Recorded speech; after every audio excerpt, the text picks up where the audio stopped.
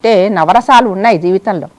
కష్టం వచ్చినప్పుడే సుఖం విలువ తెలుస్తుంది, ఆ కోపం వచ్చినప్పుడే శాంతం తెలుస్తుంది. అవతల వాళ్ళ కోపం వచ్చినప్పుడు మన శాంతం ఏమిటో విలువ ఏమిటో మనకు తెలుస్తుంది.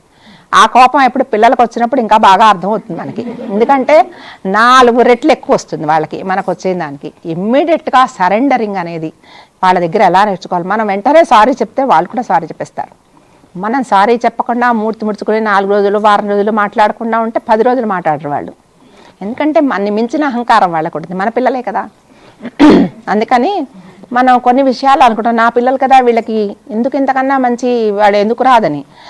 మనలో ఉండే నెగిటివ్స్ కూడా వస్తాయి వాళ్ళకి, పాజిటివ్ థింగ్సే కాదు. కాబట్టి అవి కూడా ఉన్నప్పుడు హో ఈ విత్తనం కూడా నా దగ్గరే ఉందన్నమాట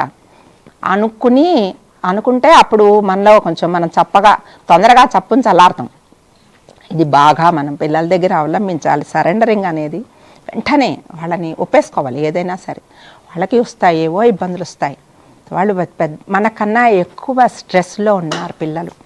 వాళ్ళకి ప్రపంచము మనకి ఉన్నంత మనకన్నా ఇంకా ముందరకెళ్తున్న కొద్దీ స్ట్రెస్ లెవెల్స్ పెరుగుతున్నాయి.